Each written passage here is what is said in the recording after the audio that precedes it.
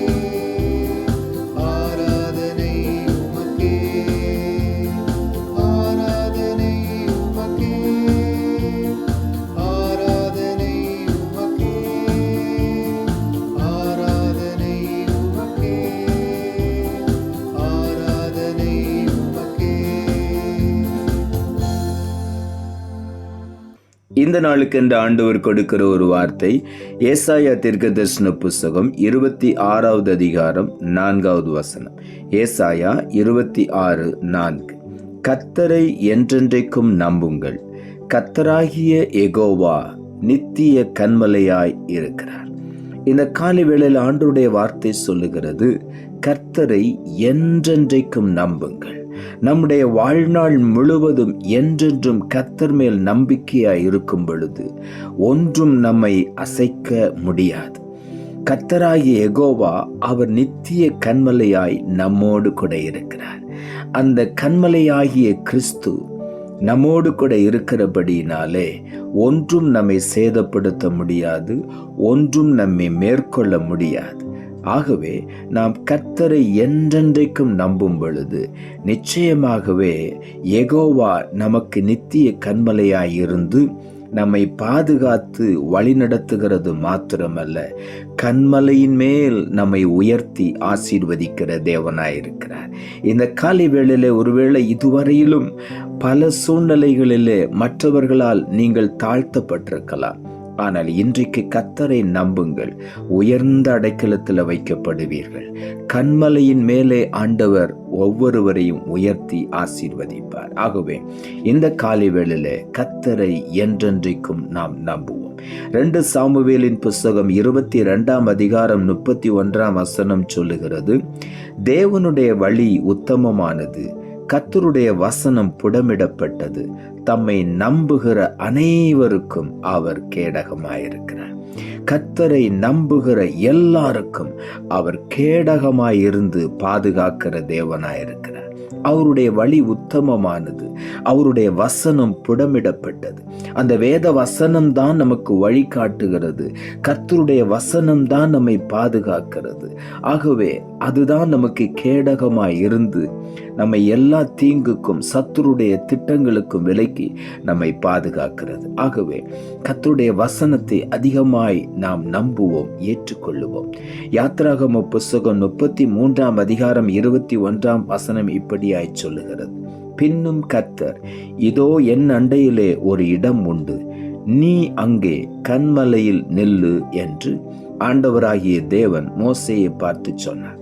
மோசே ஆண்டவரிடத்திலே கேட்டார், ஆண்டவரே, உம்முடைய முகத்தை நான் பார்க்க வேண்டும் என்று சொல்லி. அப்பொழுதுதான் ஆண்டவர் சொன்னார், என் முகத்தை பார்த்து ஒருவனும் உயிரோடு இருக்க முடியாது. அவ்வளவு பயங்கரமான பிரகாசமுள்ள தேவன். ஆகவே அவர் சொன்னார், என் அண்டையிலே வந்து நெல், அந்த கன்மலையிலே ஒரு வெடிப்பு இருக்கிறது, அதற்குள்ளே உன்னை நான் மறைத்து என்னுடைய கரத்தினால் உன்னை நான் மூடிக்கொள்ளுவேன், நான் கடந்து போன பிறகு என் பின்பகுதியை நீ பார்ப்பாய் என்று சொன்னார். ஆகவே அந்த கன்மலையின் வெடிப்புக்குள்ளே ஆண்டவர் நம்மை மறைத்து கொள்ளும் பொழுது அவருடைய மகிமையை நாம் பார்க்க முடியும். அந்த கன்மலை தான் ஆண்டவராய் இயேசு கிறிஸ்து. அவர்தான் நம்முடைய கன்மலை. அவர்தான் இஸ்ரவேல் ஜனங்களோடு கடந்து சென்ற கன்மலை. அந்த கன்மலையின் தண்ணீரைத்தான் இஸ்ரவேல் ஜனங்கள் வனாந்திரத்திலே குடித்து தாகம் தீர்க்கப்பட்டார்கள். ஆகவே அந்த கன்மலையை நாம் எப்பொழுதும் நம்மோடு கூட வைத்திருந்தோமானால் நாம் ஒரு நாளும் அசைக்கப்படுவதில்லை. சங்கீதங்களின் புஸ்தகம் 94 அதிகாரம் 22 சொல்லுகிறது, கர்த்தரோ எனக்கு அடைக்கலமும் என் தேவன் நான் நம்பி இருக்கிற கன்மலையுமாயிருக்கிறார். அடைக்கலம் மாத்திரமல்ல, நான் நம்பி இருக்கிற கன்மலை. அந்த கன்மலை என்னுடைய நம்பிக்கை. ஆகவே நான் ஒருபோதும் எந்த விதத்திலும் நான் வெட்கப்பட்டு போவது இல்லை. சங்கீதங்களின் புஸ்தகம் 62 அதிகாரம் 6 இப்படியாய் சொல்லுகிறது, அவரே என் கன்மலையும் என் இரட்சிப்பும் என் உயர்ந்த அடைக்கலமுமானவர், நான் அசைக்கப்படுவதில்லை. இங்கே தாவீது எழுதுகிறார், ஆண்டவராகிய இயேசுதான் என் கன்மலை, கர்த்தராகிய தேவன் என் கன்மலை, அவர்தான் என் இரட்சிப்பு, என் உயர்ந்த அடைக்கலமும் அவர்தான். அவருடைய நாமத்தை நான் சொல்லும் பொழுது அந்த கன்மலைக்குள் என்னை அடைக்கலமாய் மறைத்து கொள்ளுகிறார். அவர் எனக்கு உயர்ந்த அடைக்கலம், அவர் என்னுடைய நித்திய கன்மலை.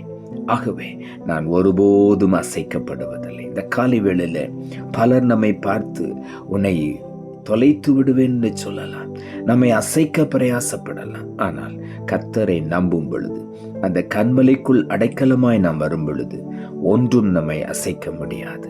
நாம் அசைக்கப்படுவது இல்லை என்று சொல்லி வேதம் சொல்லுகிறது. 1 கொரிந்தியரின் புஸ்தகம் 10 அதிகாரம் 4 சொல்லுகிறது, எல்லாரும் ஒரே ஞான பானத்தை குடித்தார்கள். எப்படி எனில் அவர்களோடே கூட சென்ற ஞான கன்மலையின் தண்ணீரை குடித்தார்கள். அந்த கன்மலை கிறிஸ்துவே. இஸ்ரவேல் ஜனங்களோடு கூட கடந்து சென்ற ஞான கன்மலை. அந்த கன்மலையின் வெடிப்பிலே தான் ஆண்டவர் மோசேயை மறைத்து கொள்ளுவேன் என்று சொன்னார். நமக்காக சிலுவையிலே பிளக்கப்பட்ட ஒரு கன்மலை. அந்த கன்மலையாகிய கிறிஸ்து தான் அன்றைக்கு இஸ்ரவேல் ஜனங்களுக்கு தாகத்திற்கு வனாந்தரத்தில் தண்ணீரை தன்னிடத்திலிருந்து புறப்பட்டு வர பண்ணினார். இந்த காலை வேளையிலே வேதம் சொல்லுகிறது, ஒரே ஞான பானத்தை குடித்தார்கள். எப்படி எனில் அவர்களோடே கூட சென்ற ஞான கன்மலையின் தண்ணீரை குடித்தார்கள். அந்த கன்மலை கிறிஸ்துவே. இந்த காலை வேளையில அந்த கன்மலையாம் கிறிஸ்துவுக்குள் நாம் அடைக்கலமாய் வரும் பொழுது, அவரை முழுமையுமாய் நம்பும் பொழுது நாம் அசைக்கப்படுவதில்லை.